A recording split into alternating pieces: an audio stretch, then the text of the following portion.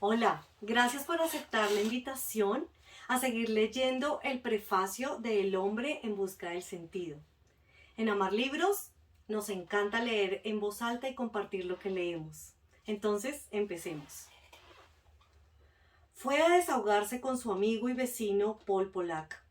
Al recordar la muerte de sus padres y de su mujer, Frank no consiguió reprimir su llanto, un prolongado llanto.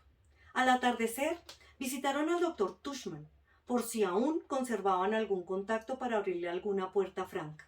Tushman, con realismo, les expuso las dificultades para encontrar trabajo en aquellos tiempos.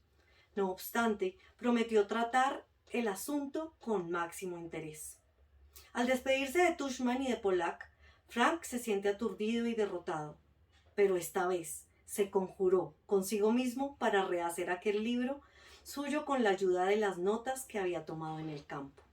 La tarea resultó más sencilla de lo previsto, porque Paul Polak guardaba una vieja copia del manuscrito que Frank le había entregado en custodia junto con otros recuerdos familiares la noche anterior a su deportación. Frank lo había olvidado. Con los apuntes del campo y el viejo manuscrito, pronto acabó la redacción definitiva de Psicoanálisis y Existencialismo.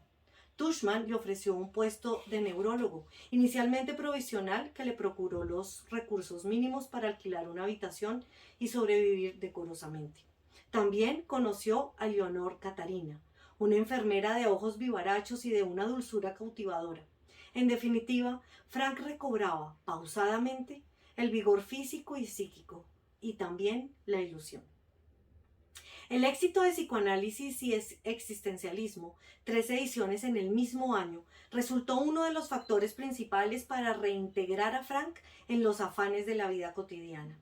Parecía casi recuperado.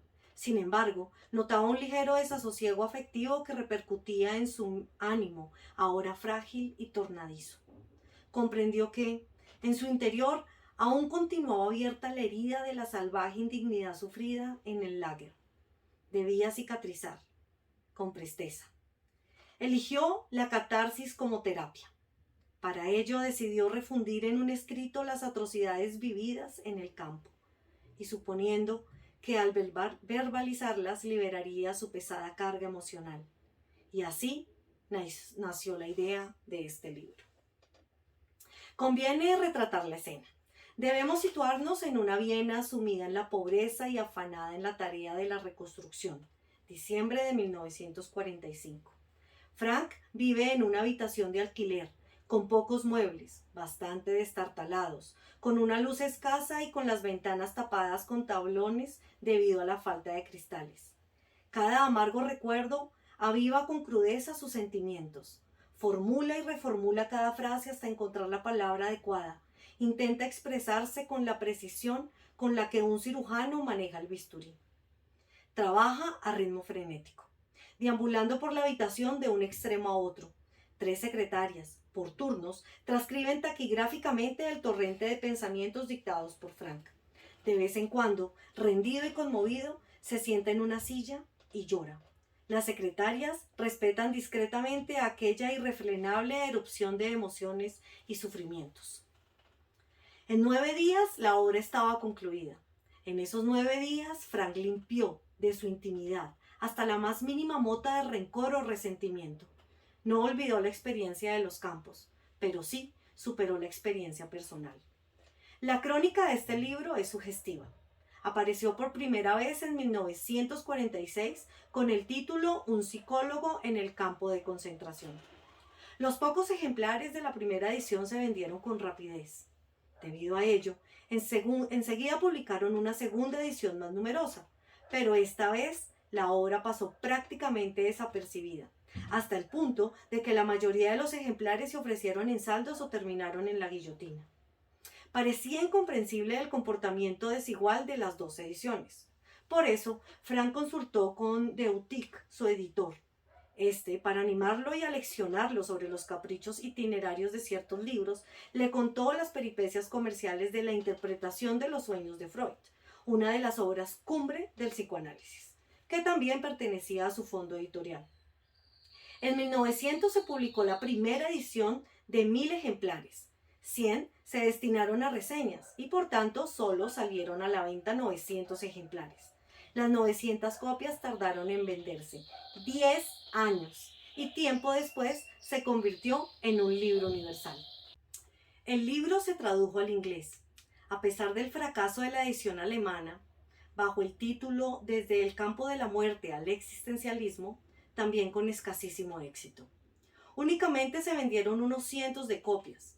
La Bacon Press lo catalogó como libro enfermo, lo cual significa en el lenguaje editorial un libro sin posibles lectores. En 1961 el profesor Gordon Allport sugirió a Gavin Stern, director de la Bacon Press, una nueva edición del libro. La Bacon Press consintió en publicarlo por deferencia a Allport, uno de los autores estrella por aquellos tiempos. Pusieron como condición que Frank añadiera al texto original una breve exposición de los conceptos básicos de la logoterapia. Con este nuevo formato, el libro salió al mercado con el título El hombre en busca del sentido. El comportamiento del libro cambió de signo y la obra encontró lectores de forma paulatinamente arrolladora.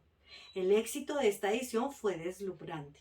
Hizo olvidar el título original en alemán, se convirtió en modelo para las nuevas ediciones y en el texto para las siguientes traducciones a otros idiomas. Aunque el estallido definitivo tardó un par de años, lo recuerda el propio Viktor Frank, en el año 1963, la Washington Square Press se encargó de la edición de bolsillo con el nuevo título, y a pesar de seguir ignorado por las grandes revistas y periódicos, los lectores comenzaron a recomendar el libro uno a otro. A partir de ahí se convirtió en un éxito mundial, ya que la obra se ha traducido a cerca de 30 idiomas. Ese giro comercial también manifiesta la paradójica relatividad del éxito.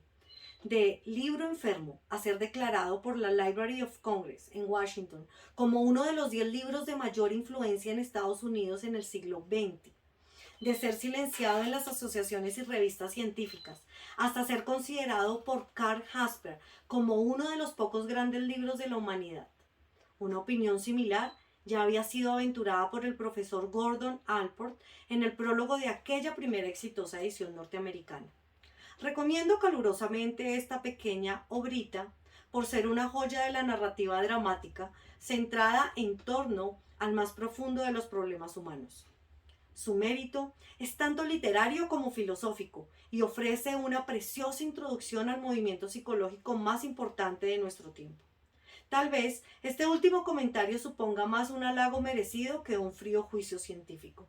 No obstante, es justo reconocer que El hombre en busca de sentido merece inscribirse entre las obras cumbre del patrimonio intelectual de la humanidad, por la profundidad de sus intuiciones psicológicas, pero también por la belleza de su prosa y también por ese amable humanismo que retrata con claridad la capacidad de grandeza y de miseria que anida en el interior del hombre, convirtiéndose en un canto esplendoroso a la libertad. Por la mesura de sus juicios y la sutileza de su pluma, Frank consigue infundir ganas de vivir al contar la bestialidad humana en la vida en el Langer. Describe los acontecimientos con la imparcialidad de un testigo. Jamás se arroja a la posición de juez. Vale la pena leerlo todavía porque no destila ni una gota de resentimiento o de un espíritu de venganza, y ni siquiera del sadomasoquismo habitual de este tipo de literatura. En definitiva, El hombre en busca de sentido es un libro sabio, admirable y sorprendente. El libro sorprende porque es mucho más que un texto autobiográfico o testimonial. En efecto, aunque narra sucesos vividos por Frank en los campos de concentración nazis, El hombre en busca de sentido no es propiamente un libro autobiográfico o un libro testimonial, ni por el propósito ni por la intención. Todavía más, Frank decidió publicar el libro anónimamente, firmarlo sencillamente con su número del Langer. Fueron sus amigos más cercanos y el editor quienes lo convencieron de lo contrario, argumentando que una publicación de esas características, sin una firma que la respaldase, perdería credibilidad y carecería de un oportuno sello de autenticidad. Conservamos una prueba evidente de esa determinación de Frank. En la portada de la primera edición alemana no aparece el nombre del autor. Sin embargo, sí figura en la portadilla. Es decir, ya se encontraba estampada la portada cuando Frank aún mantenía su decisión de publicarlo anónimamente. Falta unas 4 páginas. Espero que se hayan enganchado. En una próxima oportunidad ya terminaremos el prefacio para que ustedes ya inicien la lectura de este libro, que ya tenemos suficientes argumentos para leerlos. Ojalá de verdad lo lean. Yo se los recomiendo desde mi corazón y nos vemos en una próxima oportunidad.